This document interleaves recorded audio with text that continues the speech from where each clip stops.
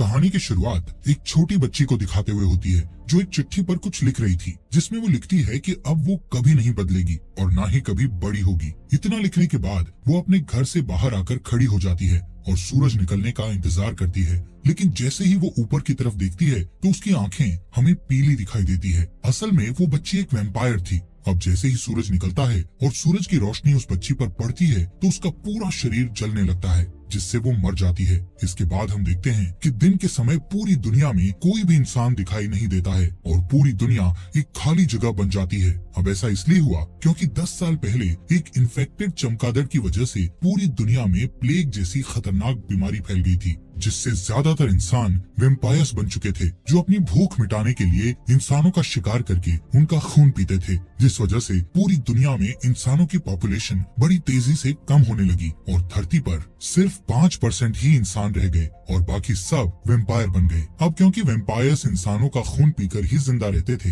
इसलिए इंसानों की पॉपुलेशन कम होने से वैम्पायर्स की भूख मिटाने के लिए इंसानी खून की कमी होने लगी थी। इसलिए वैम्पायर रिसर्चर्स वैम्पायर्स की पॉपुलेशन का पेट भरने के लिए इंसानी खून के जैसे ही खून बनाने में लगे हुए थे। वहीं कुछ अच्छे वैम्पायर्स भी थे जो इंसानों को बचाने के लिए लड़ाई लड़ रहे थे, क्योंकि वैम्पायर्स द्वारा इंसानों को पकड़कर लैब में अपनी खून की जरूरत पूरी करने के लिए पाला और मारा जा रहा था। यहाँ से सीन शिफ्ट होता है और हम रात का समय देखते हैं, जहाँ सड़कों पर फिर से लोग दिखने लगे थे। ये सभी वैम्पायर्स थे जो रात को ही बाहर निकलते थे। ये सारे वैम्पायर्स इंसानों की तरह ही जीते थे और रात होते ही अपने अपने काम पर चले जाते थे। यहाँ पर हम एक बूढ़े वैम्पायर को देखते हैं जो रास्ते से गुजर रहे कुछ वैम्पायर लोगों से ब्लड लेने के लिए उन पर अटैक करने की कोशिश कर रहा था, जिससे वो वैम्पायर्स उस बूढ़े वैम्पायर से डर रहे थे कि तभी वहाँ पुलिस आकर उसे बिजली के झटके देकर कंट्रोल करती है। वहीं हम डॉक्टर एडवर्ड डाल्टन को अपनी कार से अपने काम पर जाते हुए देखते हैं। डॉक्टर एडवर्ड ब्रोमली मार्क्स नाम के एक वैम्पायर की कंपनी में काम करता था। ब्रोमली की ये कंपनी दवा बनाने के साथ साथ वैम्पायर्स को ब्लड सप्लाई भी करती थी।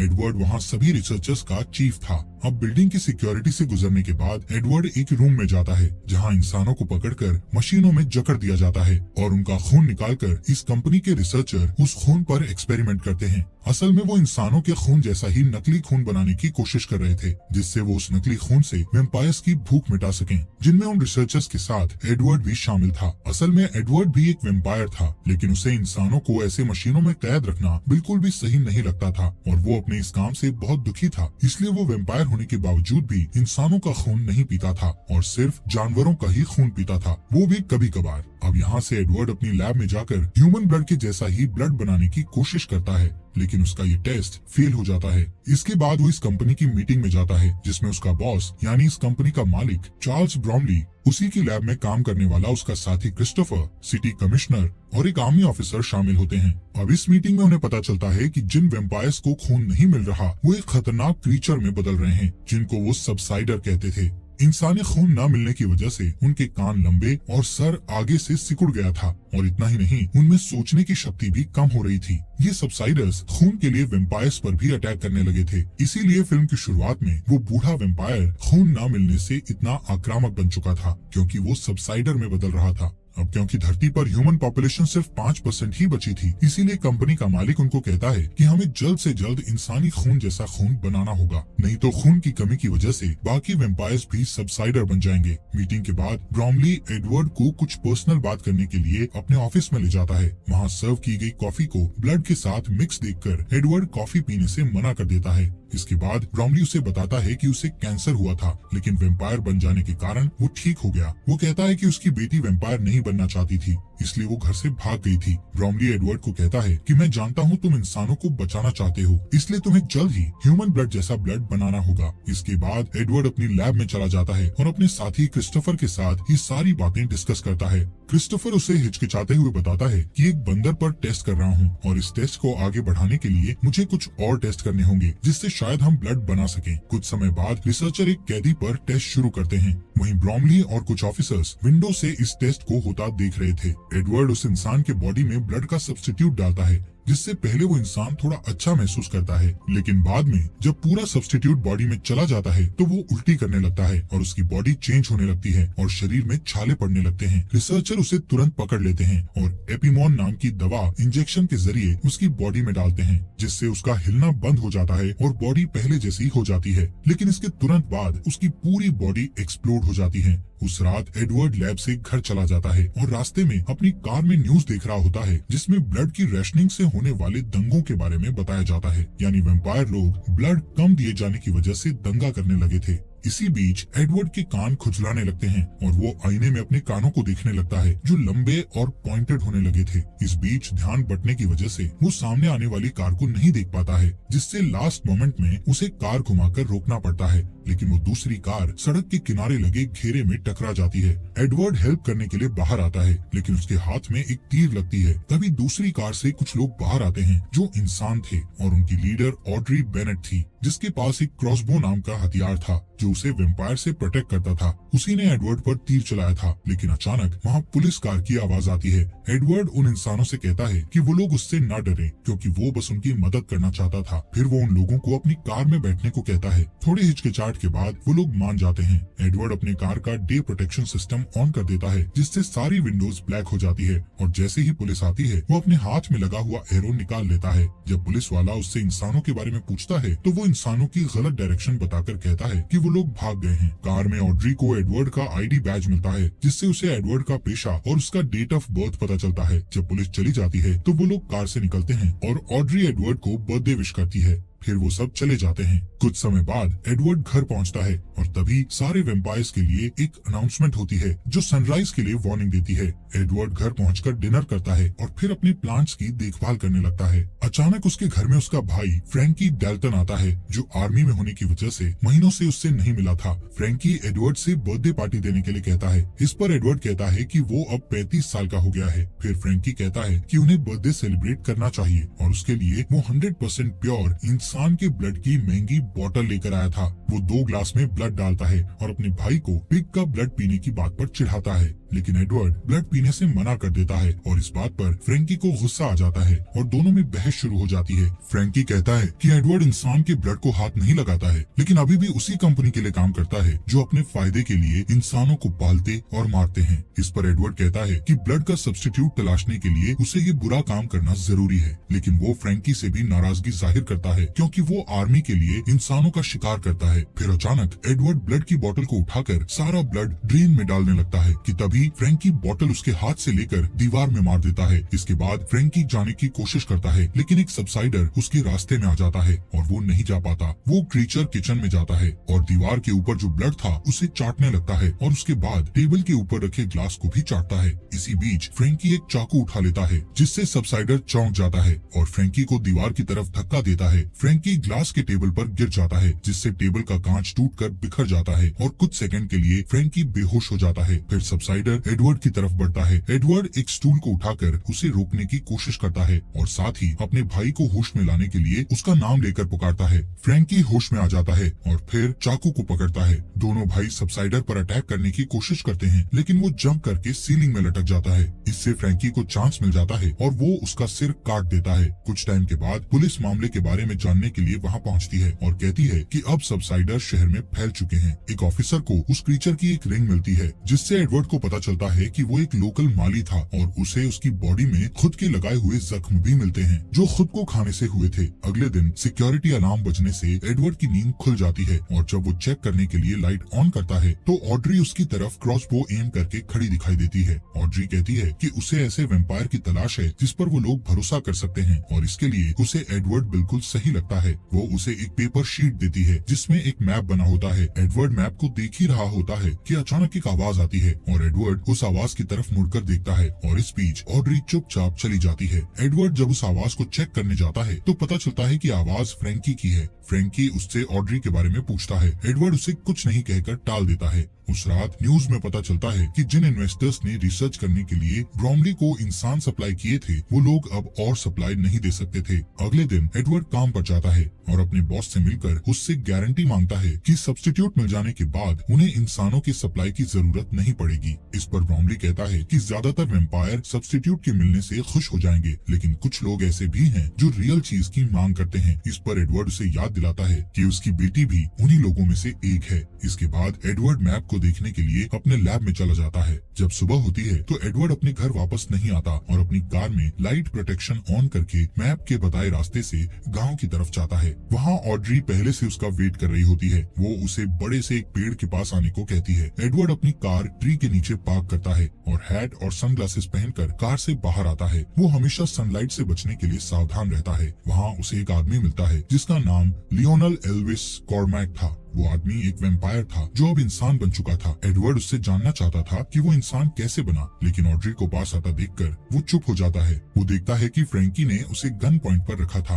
एडवर्ड उसे रोकने की कोशिश करता है, लेकिन वो नहीं मानता और उसे बताता है कि आर्मी की टीम भी आने वाली है। ये सुनकर ऑड्री फ्रैंकी को रोशनी की तरफ धकेलती है और सब जल्दी से एडवर्ड की कार में बैठ जाते हैं। तब तक सोल्जर वहाँ पहुँचकर उन पर फायर करना स्टार्ट कर देते हैं और लियोनेल की गाड़ी भी बर्बाद कर देते हैं। सोल्जर उनका पीछा करते हैं और गोलियां भी चलाते हैं, जिससे कार के डे प्रोटेक्टर में छेद हो जाता है। पहले ऑड्री उसे अपने हाथ से कवर करके मैनेज कर लेती है, लेकिन होल ज्यादा हो जाने के कारण कैमरा भी खराब हो जाता है और एडवर्ड आगे नहीं देख पाता है। फिर लियोनेल ड्राइविंग सीट पर बैठ जाता है ताकि वो रोड को एक होल से देख पाए और एडवर्ड लाइट से छुप जाता है। जब वो लोग कमजोर ब्रिज पर पहुंचते हैं तो लियोनेल बहुत तेजी से ड्राइविंग करके ब्रिज को क्रॉस कर लेता है, जबकि आर्मी ट्रक हैवी होने के कारण ब्रिज टूट जाता है और ट्रक ब्लास्ट हो जाती है और बाकी के लोग पीछे रह जाते हैं। रात होने के बाद वो लोग कार को नदी के पास पार्क करते हैं और लियोनेल एडवर्ड को बताता है कि वो कार में डे लाइट मॉडिफिकेशन लगाने का काम करता था, जो सूरज की रोशनी से कार के अंदर बैठे लोगों को बचाता है और कार में इस तरह के सिस्टम लगाने वाली पहली शॉप उसी की थी। लियोनेल कहता है वेम्पायर्स के लिए दिन में कार चलाना बहुत अमेजिंग होता है, क्योंकि दिन के समय सड़कें खाली होती थी, लेकिन इसमें रिस्क भी था, क्योंकि एक तो सूरज की रोशनी में दिखाई नहीं देता और दूसरा उन्हें अपने शरीर को भी सूरज की रोशनी से बचाना होता है और इस चक्कर में एक्सीडेंट होने का डर रहता है। और लियोनेल के साथ भी वही हुआ था। एक दिन जब वो दिन के समय ड्राइविंग कर रहा था तो उसे कुछ दिखाई नहीं दे रहा था और उसने कुछ खाया भी नहीं था, इसलिए उसकी एनर्जी भी कम हो गई थी और कार गलती से रिवर फेंस में टकरा गई थी। क्रैश की वजह से वो कार के साथ रिवर में गिर गया था और रिवर में गिरने से पहले कार में आग लग गई थी। जब वो रिवर से बाहर आया तब वो वापस इंसान बन गया था। उसकी बात पूरी होने पर ऑड्री एडवर्ड से कहती है कि वो भी सेफ्टी के साथ ऐसी ही सिचुएशन पैदा करे ताकि वो फिर से इंसान बन सके। दूसरी तरफ कंपनी में ब्रोमली अपनी बेटी की कुछ पिक्चर्स देख रहा होता है। तभी फ्रैंकी वहाँ आता है। ब्रोमली उसे कहता है कि अगर एडवर्ड तुरंत वापस आ जाए तो उस पर कोई केस नहीं लगेगा। इस पर फ्रैंकी कहता है कि ब्रोमली उससे जो कुछ भी करने को कहेगा वो करने को तैयार है। इस बीच एडवर्ड और उसके साथी इंसान कार में अपने घर जा रहे होते हैं। एडवर्ड बार बार ऑड्री की नेक को देखता है। ऑड्री ये नोटिस करती है और उसकी पॉइंटेड ईयर्स को देखती है तो समझ जाती है कि उसे खून की प्यास लगी है। फिर वो अपना हाथ काटकर उससे निकलने वाले ब्लड को एक कप में इकट्ठा करती है और उसे पीने को देती है। एडवर्ड पहले तो मना करता है, लेकिन जब ऑड्री उससे कहती है कि वो अपने आसपास के इंसानों को सेफ देखना चाहती है तो वो ब्लड पी लेता है। कुछ घंटों के बाद वो लोग एक पुराने अंगूर के बागीचे में पहुंचते हैं जिसे विनयार्ड कहा जाता है। वहाँ एडवर्ड की मुलाकात कुछ और लोगों से होती है जिनका लीडर जार्विस नाम का आदमी होता है, जो बचे हुए इंसानों को ढूंढने में उनकी हेल्प करता है। घर के अंदर जाने के बाद वो वेम्पायर पॉलिटिशियन वेस टर्नर से मिलता है, जो ह्यूमन राइट्स के लिए लड़ता है और इंसानों की जान बचाने में हेल्प करता है। उधर कंपनी में ब्रोमली देखता है कि उसकी मशीन इंसानों से खाली हो चुकी है और अब वहाँ कोई इंसान नहीं बचा था। रिसर्चर एक ह्यूमन बॉडी को निकाल के लाते हैं जिसमें से पूरा ब्लड निकाला जा चुका था और अब वो किसी काम का नहीं रहा था। यहाँ सीन शिफ्ट होता है और मेट्रो स्टेशन पर एक कॉफी शॉप को दिखाया जाता है जहाँ एक आदमी शिकायत करता है कि उसकी कॉफी में ब्लड नहीं है। इस पर वहाँ काम करने वाली औरत कहती है कि उसे कॉफी में सिर्फ 5% ब्लड मिलाने का ऑर्डर है, लेकिन वो आदमी नहीं मानता और एक ब्लड बैग चुरा लेता है और जब वो उसे पीने के लिए खोलने की कोशिश करता है तो ब्लड चारों तरफ बिखर जाता है, जिससे आसपास जमा सभी लोग ब्लड पीने के लिए पागल हो जाते हैं और हंगामा करने लगते हैं। ये देखकर पुलिस वाले वहाँ आते हैं और उन्हें बिजली के झटके देते हैं। अगले दिन विनयार्ड में एडवर्ड एक टेस्ट करने के लिए लियोनेल से कुछ ब्लड लेता है और उससे उस दिन के बारे में बात करता है जब वो इंसान बना था। एडवर्ड को लगता है कि सूरज की रोशनी से होने वाली जलन को कंट्रोल करने के लिए ब्लड के सब्स्टिट्यूट का टेस्ट बॉडी के अंदर ही किया जा सकता है। कुछ घंटे काम करने के बाद जब वो ब्रेक लेने के लिए लैब से बाहर जाता है तो ज्यादातर इंसान उससे दूर हो जाते हैं क्योंकि वो एक वैम्पायर था। फिर ऑड्री वहाँ आती है और उसे कहती है कि सबको उससे डर लगता है, लेकिन उसे विश्वास है कि वो उनकी हेल्प कर सकता है। एडवर्ड कहता है कि वो वैम्पायर नहीं बनना चाहता था, लेकिन फ्रैंकी ने उसे धोखे से वैम्पायर बना दिया था। फिर एडवर्ड नोटिस करता है कि वहाँ बड़े बड़े टैंक्स थे जिनमें अंगूर को खमीर करके शराब बनाई जाती थी। ऑड्री कहती है कि वो सारे टैंक्स एयर टाइट हैं। फिर वो दोनों उसे देखने के लिए उसके नीचे जाते हैं। टैंक में एयर निकालने वाली मशीन लगी थी जो टैंक के अंदर की हवा को तेजी से बाहर निकाल रही थी। ये देखकर एडवर्ड को लगता है कि वो लोग उसका इस्तेमाल आग बुझाने के लिए कर सकते थे। फिर वो लोग अपने एक्सपेरिमेंट पर काम करना शुरू करते हैं। इस बीच आधी रात को जार्विस का ग्रुप बचे हुए इंसानों को विनयार्ड लेकर जा रहा होता है, जिसमें ब्रोमली की बेटी एलिसन भी थी। तभी उसकी कार के टायर पर कोई शूट करता है, जिससे कार को रोकना पड़ता है। वो लोग अपना हथियार लेकर कार से बाहर निकलते हैं, लेकिन आर्मी उन्हें चारों तरफ से घेर लेती है और थोड़ी देर तक फाइट करने के बाद सारे इंसान हार जाते हैं। एलिसन विनयार्ड से कांटेक्ट करने की कोशिश करती है, लेकिन थकान से बेहोश हो जाती है। फ्रैंकी उसके हाथ से वॉकी टॉकी ले लेता है और लोकेशन का पता लगाने के लिए उस कॉल को ट्रैक करता है। उधर विनयार्ड में सारे इंसान अपना अपना सामान इकट्ठा करके अपनी कार में बैठ रहे होते हैं और सुरक्षित जगह जाने के लिए टर्नर को फॉलो करते हैं, लेकिन एडवर्ड वहीं रहना चाहता था क्योंकि उसे एक्सपेरिमेंट करना था। लियोनेल और ऑड्री भी उसकी हेल्प करने के लिए रुक जाते हैं। इधर एलिसन को जब होश आता है तो वो खुद को अपने फादर के ऑफिस में पाती है और जब उसका फादर ब्रोमली आता है तो वो एक चाकू उठा लेती है। एलिसन अपने पिता से अपने दोस्तों को छोड़ देने के लिए कहती है। ब्रोमली कहता है कि वो उसे देखकर खुश है और उसे गले लगा लेता है। फिर कहता है कि वो उसके दोस्तों के लिए कुछ नहीं कर सकता है। इस पर एलिसन उसे धकेल देती है और डोर की तरफ भागती है, लेकिन एक सोल्जर उसे हिट करता है और वो बेहोश हो जाती है। ब्रोमली को रियलाइज होता है कि उसकी बेटी ने उसे चाकू मार दिया है। अगले दिन विनयार्ड में एक्सपेरिमेंट स्टार्ट होने वाला होता है। ऑड्री मॉनिटर्स को देखने का जिम्मा लेती है और लियोनेल टैंक के नीचे एडवर्ड के साथ रहता है। एडवर्ड के चेस्ट में एक हार्ट मॉनिटर अटैच किया जाता है और उसे एक वेट ब्लैंकेट से कवर किया जाता है। प्रोसेस बहुत सिंपल होता है।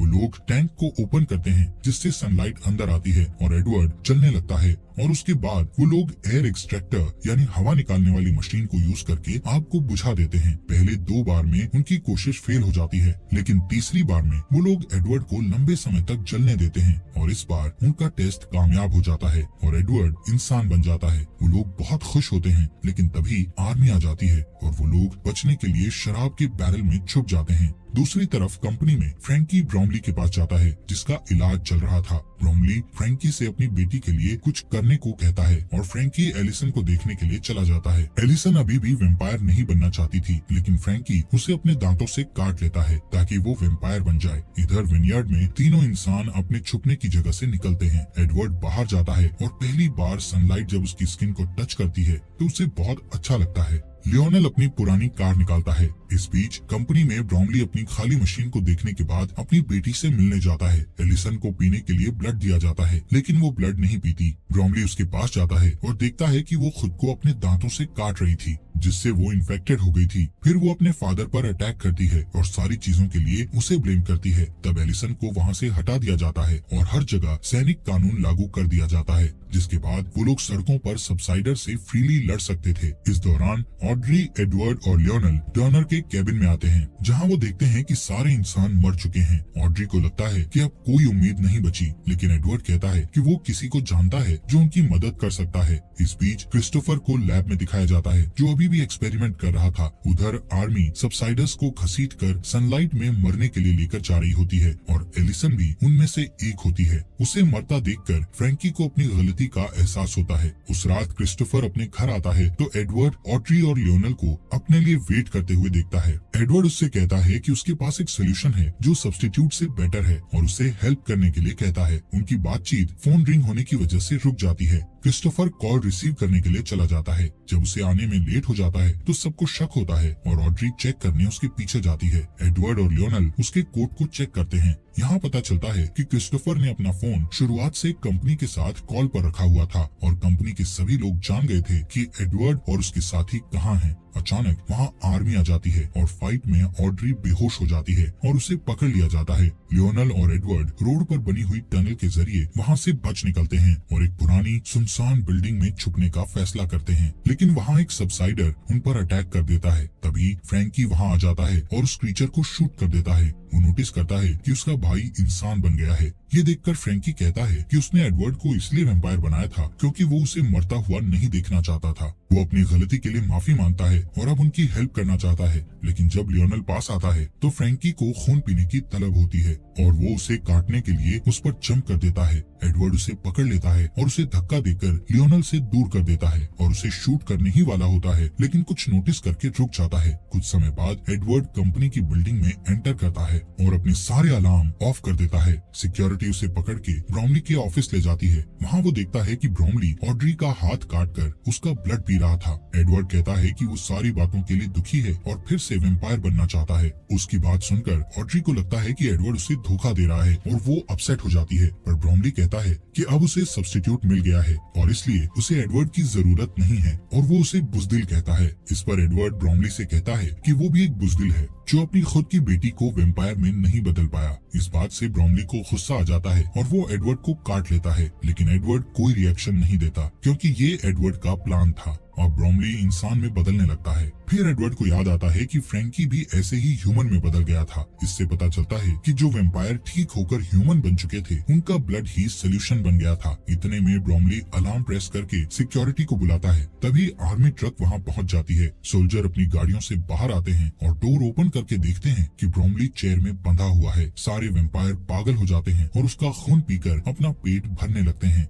इस दौरान ऑड्री और एडवर्ड कुछ हथियार लेकर नीचे आते हैं और बिल्डिंग से निकलने ही वाले होते हैं, लेकिन बहुत सारे सोल्जर आकर उनका रास्ता रोक देते हैं। इतने में एक कार ग्लास डोर को तोड़ते हुए अंदर आती है जिसमें लियोनल और फ्रैंकी बैठे होते हैं। वो सोल्जर्स को हिट करते हुए एडवर्ड तक पहुंच जाते हैं ताकि उसे बचा सकें, लेकिन जल्दी ही उन सबको वापस घेर लिया जाता है। फ्रैंकी एडवर्ड को वहां से जाने के लिए कहता है और सारे सोल्जर उस पर जंप कर देते हैं और उसे खाने लगते हैं। एडवर्ड को अपने भाई की मौत पर दुख होता है। तभी सिक्योरिटी वाले ऑड्री को अपने साथ ले जाते हैं और एडवर्ड उसे बचाने सिक्योरिटी रूम तक उन्हें फॉलो करता है, जहां बहुत स्ट्रगल के बाद वो वैम्पायर 2 गार्ड्स को मार देता है और तीसरे गार्ड को मारने में ऑड्री की मदद करता है। इसके बाद वो सिक्योरिटी कैमरा में देखता है कि फ्रैंकी को खाने वाले सोल्जर इंसान बन गए हैं और जो सोल्जर बचे हुए थे वो ह्यूमन सोल्जर पर अटैक करने लगे हैं। इसके बाद एडवर्ड और ऑड्री लॉबी में वापस आ जाते हैं। सिर्फ कुछ ह्यूमन सोल्जर ही बच पाते हैं। इसके बाद क्रिस्टोफर आता है और कुछ सोल्जर्स को शूट कर देता है। फिर वो एडवर्ड और ऑड्री को भी शूट करने वाला होता है,